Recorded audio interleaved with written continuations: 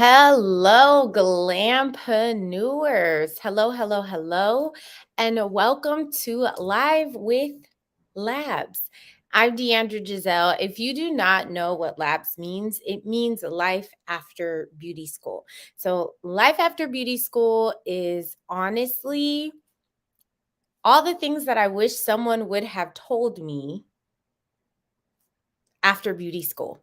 So I am just super excited to do this live with you guys. If you are watching in the Glampreneur Network, what's up? What's up? If you are on YouTube, I still want to say what's up to you guys. And I just want to talk about a few things regarding what it is like. Let me make sure I have all this. There we go. So I just want to talk about how to write a business plan for beauty professionals. I did say for hairstylists, but if you're a beauty professional, if you are a lash tech, esthetician, nail tech, makeup artist, heck, even a clothing designer, anything that has to do with the beauty business, this video is going to be for you. So I'm very excited to talk about it. And like I said, Life After Beauty School, aka Labs, is all about teaching you things that you need to know after beauty school. If you don't know me, my name is DeAndra Giselle. I am a beauty pro business coach. I teach beauty professionals how to make more money behind the chair and work smarter and not harder. And why do I do that? Because I've been in your shoes. I know exactly what it's like to make money, not sure what to do with it, or feel like you're just not getting anywhere, or sometimes even transitioning your business to where you're making good money, but you feel like you're working more than you are enjoying life. And that's not fun. That's when your business that you love becomes like a ball and chain, like you're chained to it and not something that you enjoy. So, if you don't know my background, I am, like I said, a beauty pro business coach, but I am a hairstylist by trade. I've been in the industry for over 14 years. I'm a cosmetology instructor as well as a business coach. But even before then, I actually went to school for business and I majored in marketing, more specifically, public relations and advertising. And for me, I did that because I was undecided. I wanted to do hair since I was in high school. Like that was my side hustle. That's how I made money. I was making money braiding football players' hair. I was making money getting people ready for prom. And from there, it became my hustle, my way of making money. And I wanted to make it a career. However, I was told that it wasn't a good career. It's not something that you can make money from. So instead of pursuing my career, I went to college and I studied in business. And the reason why I'm even telling you all of these things is because having that business knowledge, that business sense, going to school for business and then entering the beauty industry really gave me a leg up because I understood how to run a business, how to make it profitable, how to market to people. And even though marketing is ever changing, it was really good because now I know exactly what it takes. So let's get into what we're here for today. We are here to know how to write a business plan. And why is that important? Well, your business plan is your blueprint. It not only tells you how to be successful, but it tells you where your business is at, where you can improve, and how you can grow your business or what it could look like in the future. It can also help you forecast trends that are happening so your business is always staying on trend.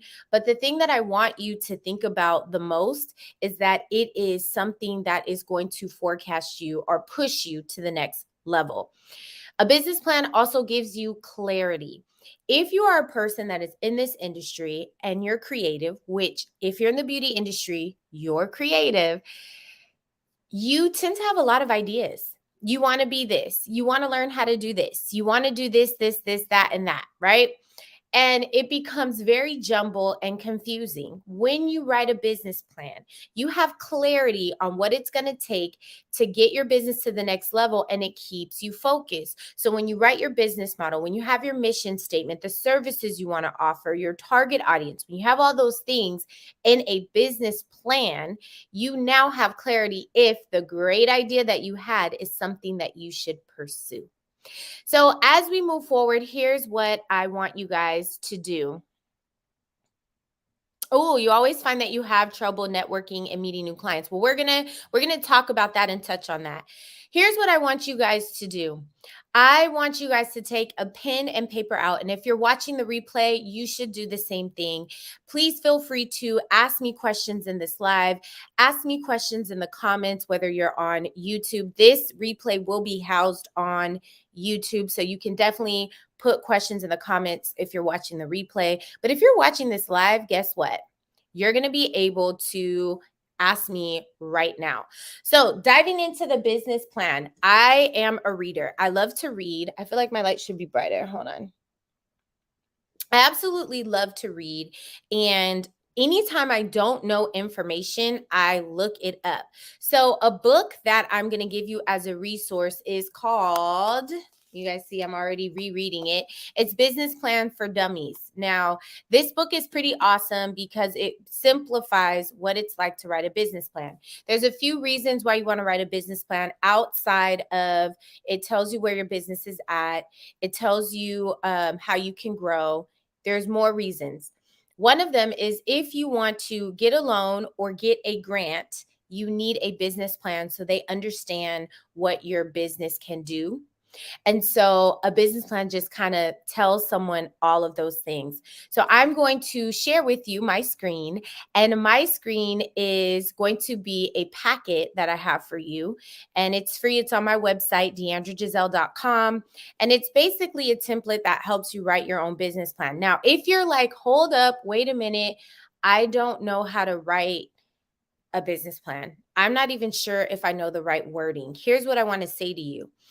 You may not be the best with words or know how to write it, but if you attempt to at least start writing some sort of a business plan, you can then hire someone on Fiverr. There's other free resources for you that will help you get someone to take what you've already written and take it to the next level, which brings me to my next point. Resources. Before you pay someone to write your business plan for you, which I did that and it was $700. I'm sure it's way more now. There are resources, free resources that you can use. SBDC, the Small Business Development Center, is available in multiple states, and they are a government funded organization that helps you grow your business. And these are professionals, experienced counselors that will meet with you one-on-one, free to you, that will help you do things like write your business plan or create your website. I'm actually a counselor in the Pasadena area. There is one for you. You just have to look up sbdc.com.gov. Not sure. I'll put it in the description so you'll know. Another resource for you is sba.gov. They also give you helpful resources, and then you can go do what I did. I went to the library, guys. Who's still doing that? I did. All right, so let me share my screen with you and talk about how you can build your business plan. Here we go.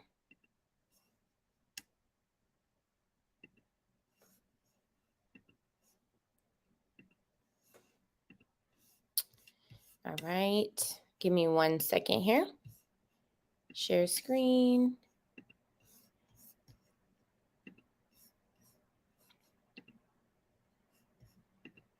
Okay, so this is the free resource that I have for you guys. Let me make sure that you can see it. Okay, yes, you can.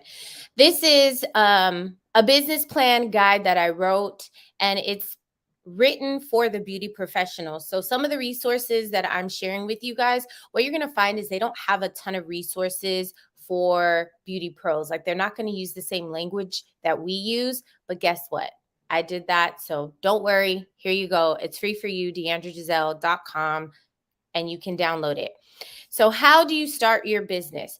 What is your business? So the first thing that I want you to do is write down all the ideas, do a brainstorm of everything that you want to have in your business. Um, a plan, if you don't have a plan, who is it? I think it was Benjamin Franklin who said, if you fail to plan, you plan to fail. This is where the business plan comes into place. It is your GPS. It tells you where your business is going and how to get there. Every single detail that you can think of should be in this business plan. So you want to start with that. And if you're feeling overwhelmed and you're like, oh my gosh, where do I begin? You begin with brainstorming. Think about all the services that you want to have in your business. Think about all the products that you want to have in your business. If you want to start creating your own products, you're going to write that down in your brainstorming session. If you know you want to have, I don't know, 10 employees that work with you, write that down. If you want to have independent contractors, write that down. Just everything that you can think of that you want to see in your business, write it down. And then let's make it make sense once you start writing the business plan. First is when someone opens that business plan, they're going to see an executive summary.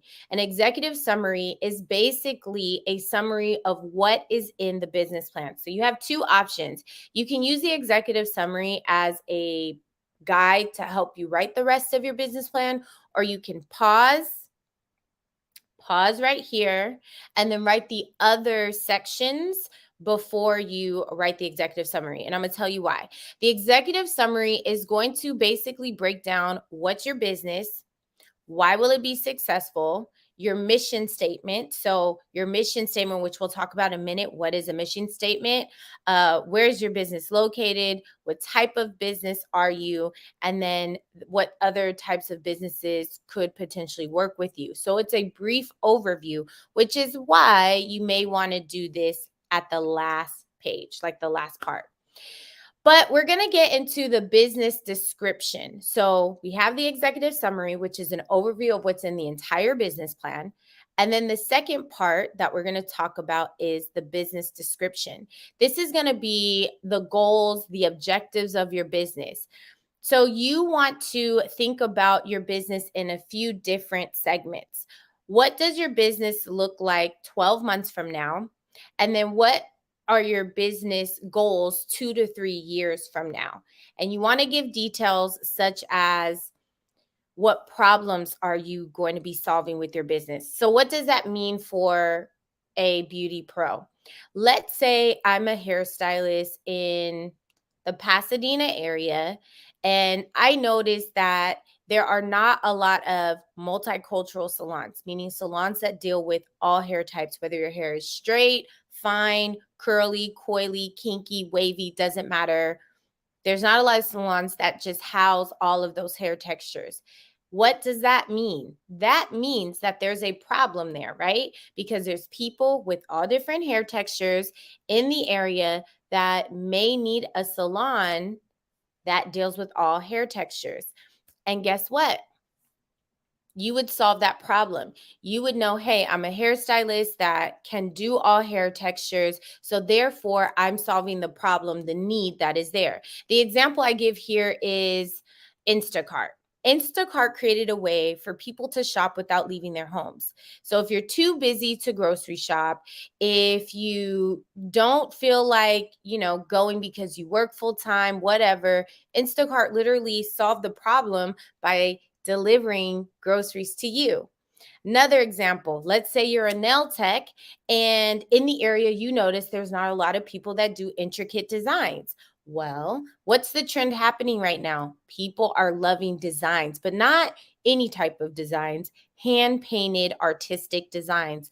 Well, if you notice there is no one really doing that in your area, guess what? You can solve that problem and be the one that offers that service. So that's what we're talking about with what type of problems is your business solving.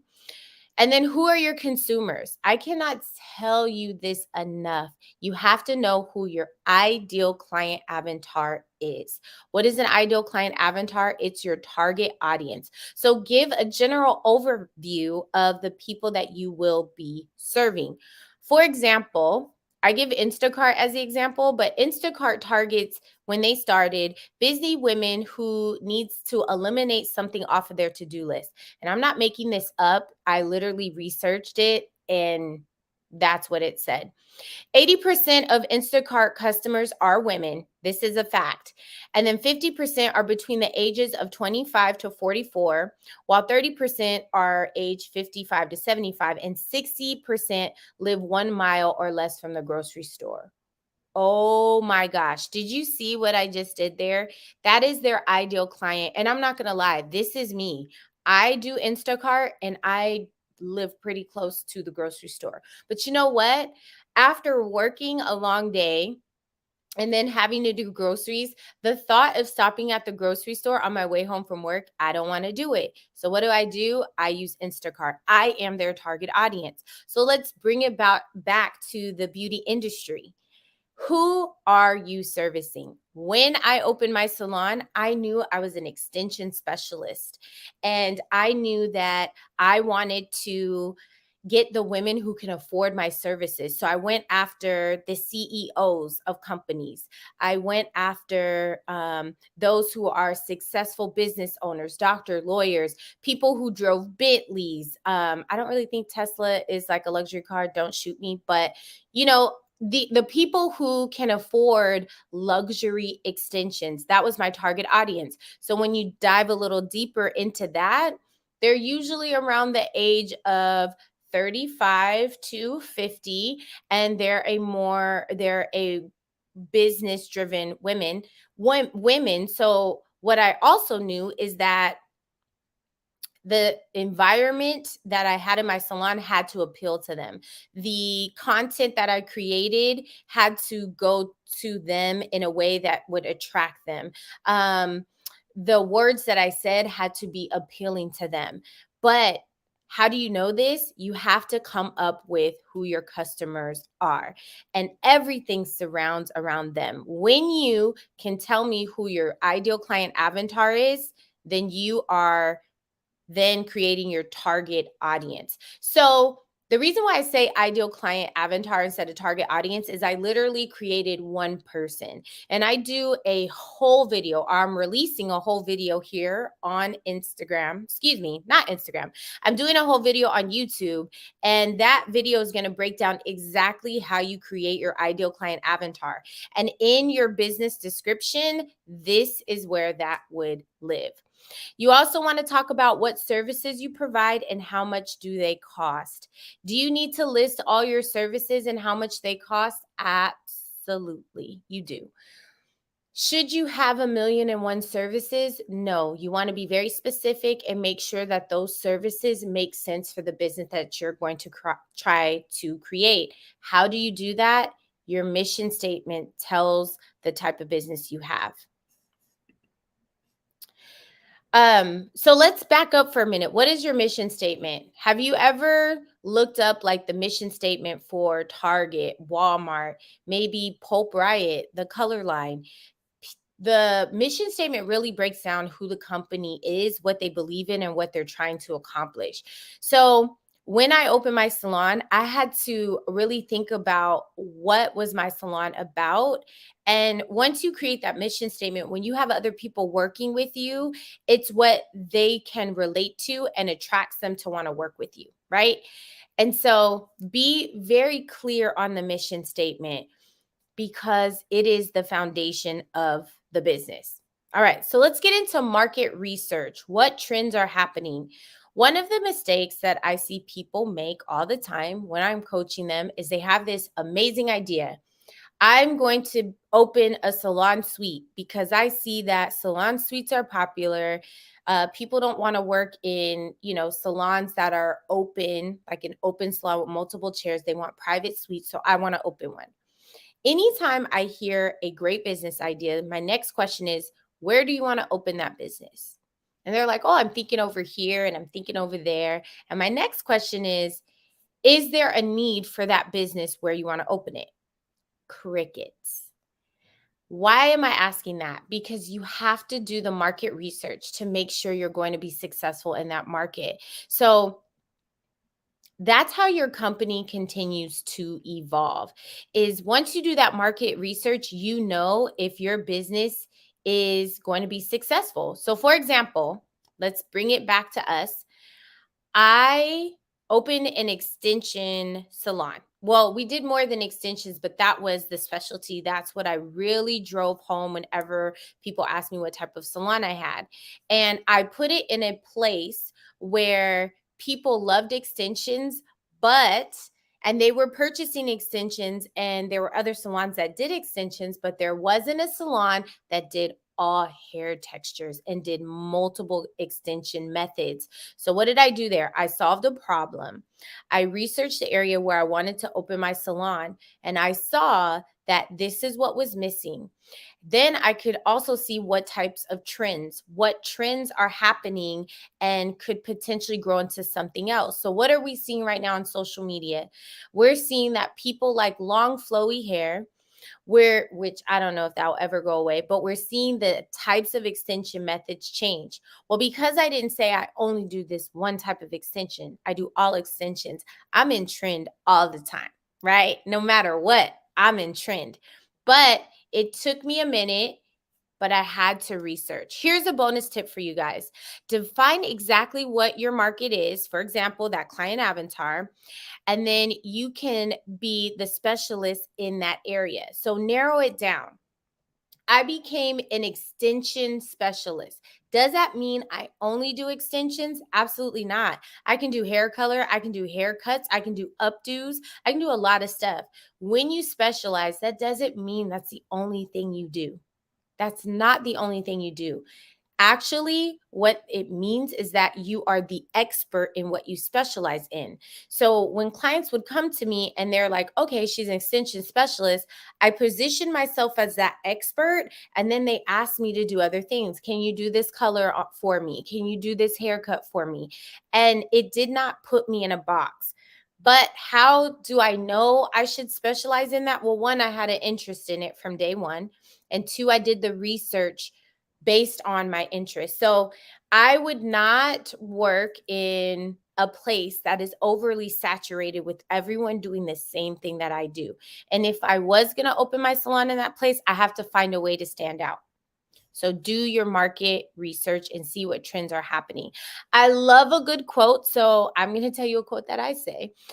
Do things at your own pace. Life is not a race. I like to say this because as creatives, we are so busy with trying to hurry up and be successful. But I always say, which I'm sure you've heard, it's very cliche, Rome wasn't built in a day. It actually took hundreds of years to build Rome. Therefore, you building a $1 million business, because I see that for you, you can't build that in a day. So take it at your pace, and your pace is the right pace. If you see other people moving faster than you, doing things differently than you, and you're seeing success, hold up, pump the brakes, write your business plan, follow that blueprint, because your timing is your timing. That's why I like to say that. Okay, so now we're going to get a little bit in depth with your detailed client description, and that's going into your ideal client avatar. Like I said, I will be posting a YouTube video exactly on your ideal client avatar, but I just want to give you like a little bit of guidance for that. Your ideal client avatar, like I said, is your target audience. It's going to be who your clients are, right? And so what I did is I created a client avatar, one person. I named them. I decided where they were going to live. I talked about, what were their hobbies? What music did they listen to? What were their favorite colors? And I created this ideal client avatar from a few of my favorite clients. And I wanted to build this person with certain characteristics so I understood how to market to them. And if you're like, what are you talking about?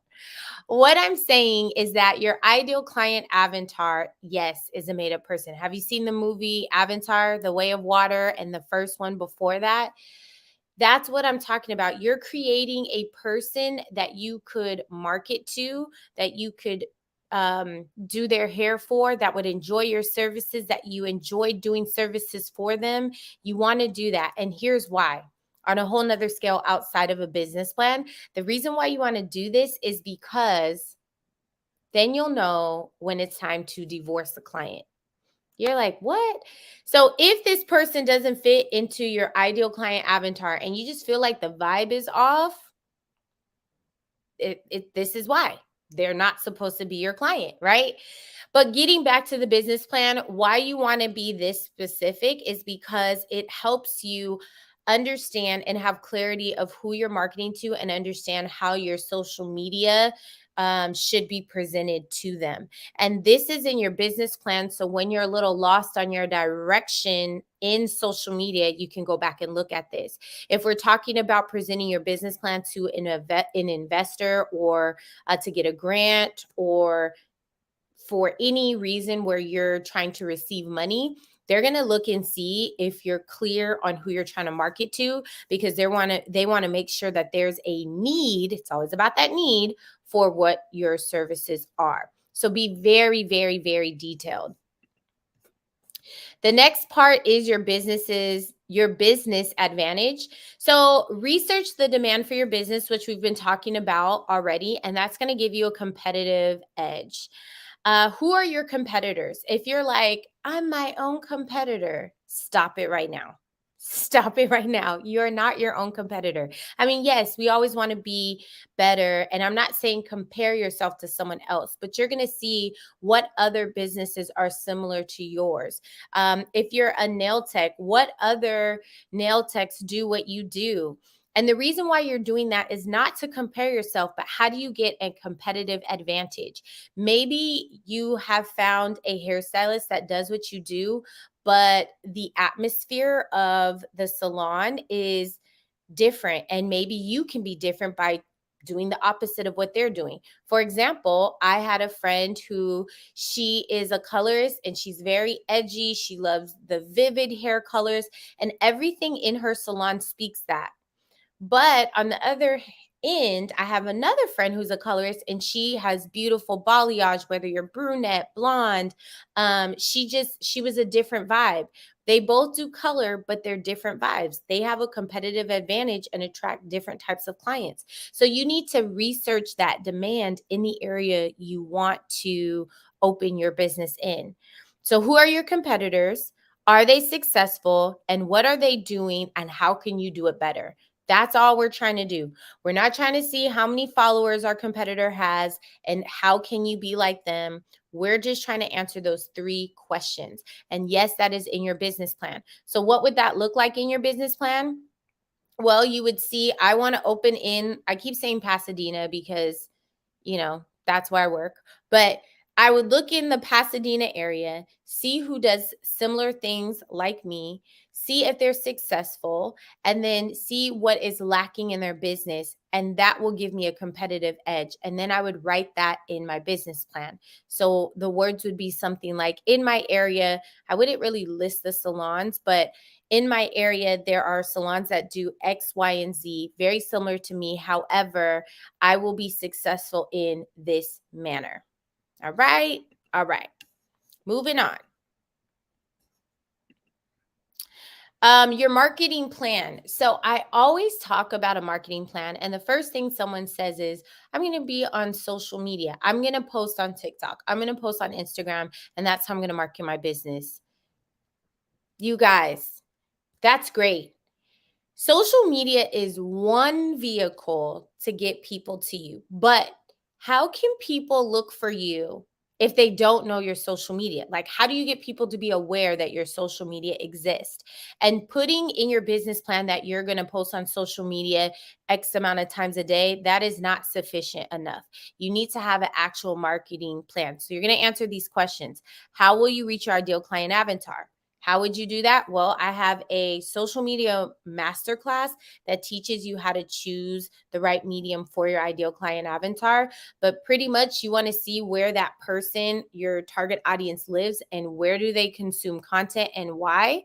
And that's where you would say, okay, my target audience is 35 to I don't know, 50, and they consume content on Facebook, not Instagram, but they consume content to see what's going on with their family, not necessarily find a business. I do more research and see maybe they look on, I don't know, Yelp for their salons or their beauty needs. And then that's where I would put my efforts.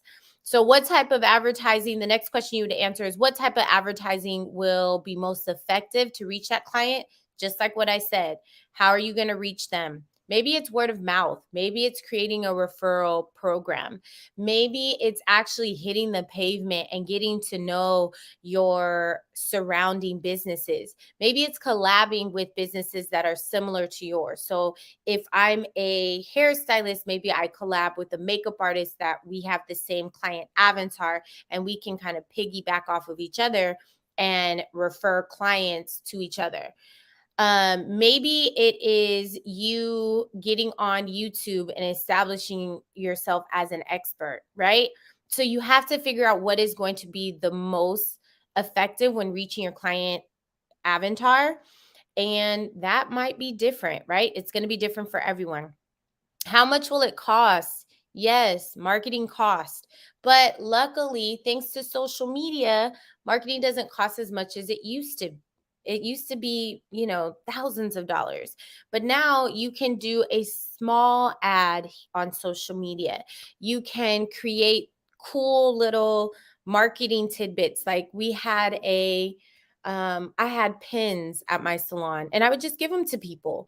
I just wanted people to see my logo. That's it.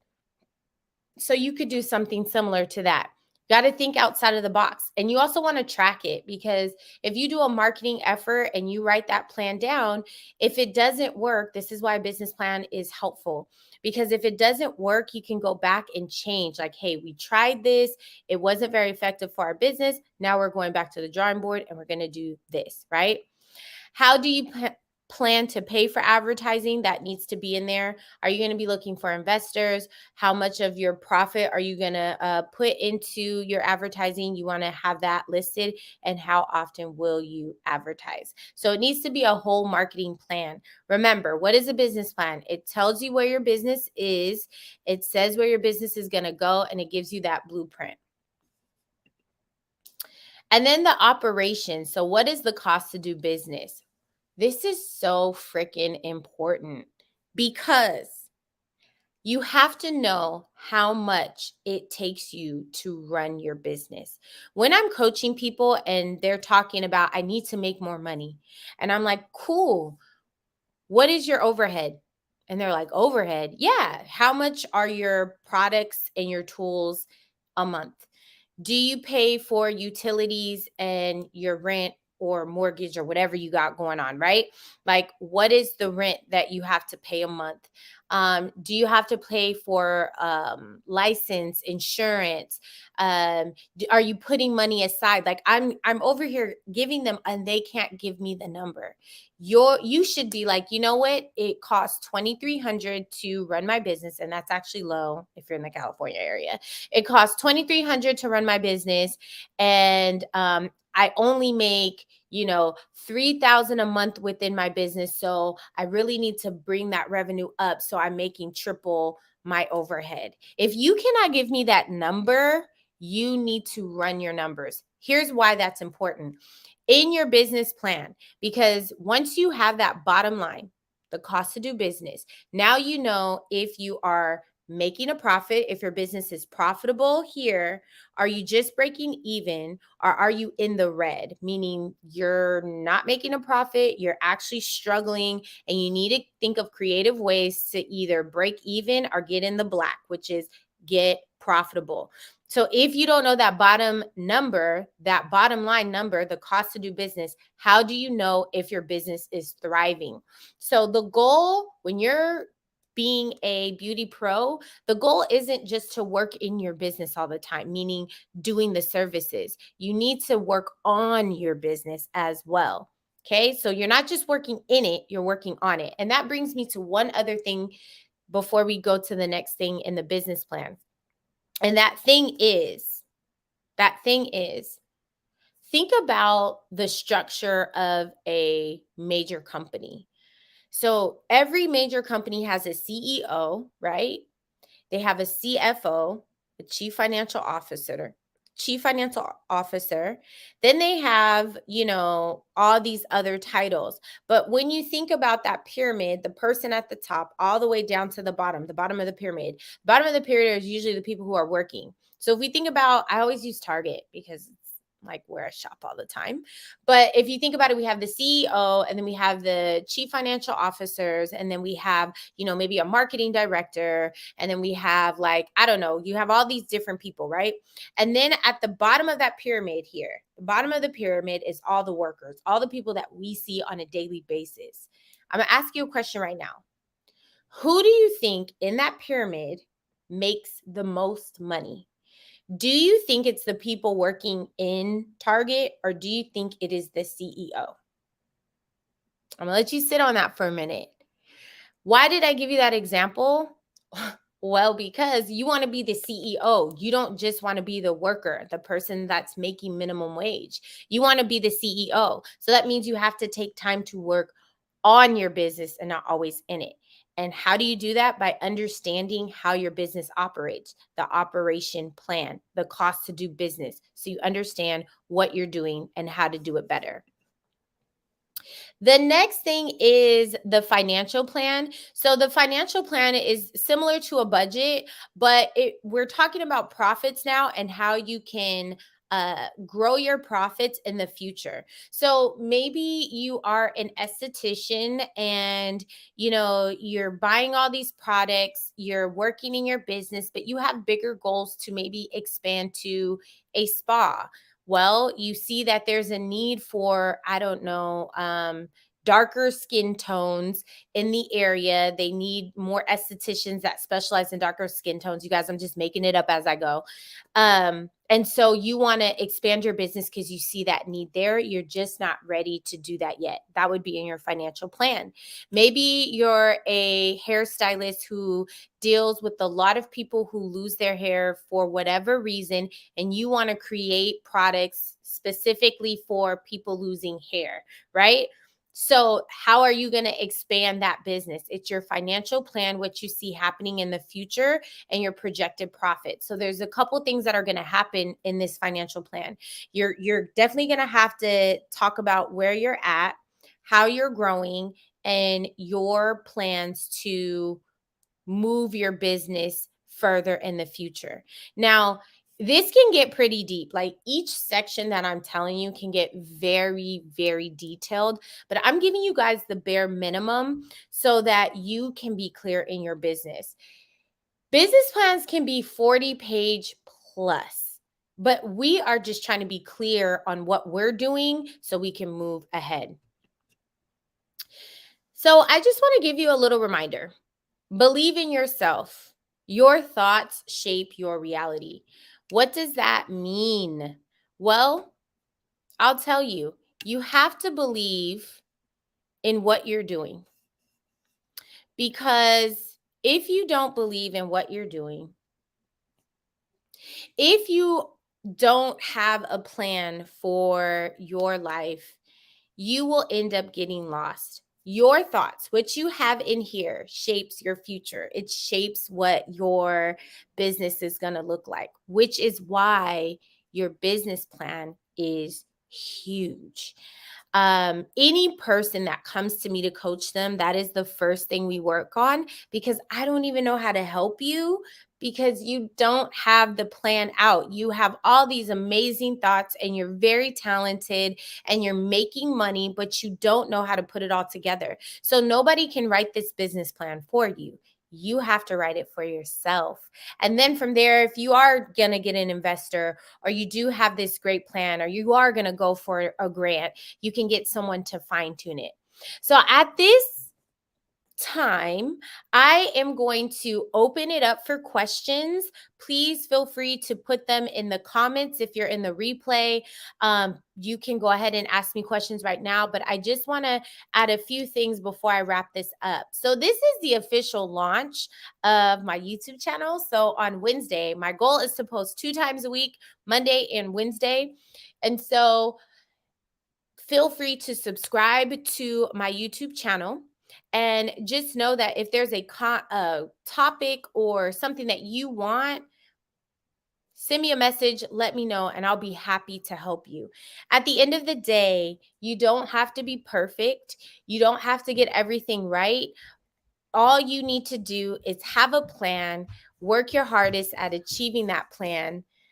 And then from there on, you will be able to be successful. So don't wait to go after your business until it's perfect. Don't wait for that. Just go. Half the stuff that you are trying to be perfect in, you're going to end up changing it anyway. So thank you so much for tuning in. I absolutely love doing this. I will be doing this more frequently. You'll be seeing more content from me. DeAndra Giselle here. And I have a slogan. It's tattooed on my arm and I want to share it with you. And it is, once committed, never retreat. Once you have decided that you're going to be committed to your business, don't you dare retreat because of obstacles, frustrations, doubts. You have everything that you need to be successful.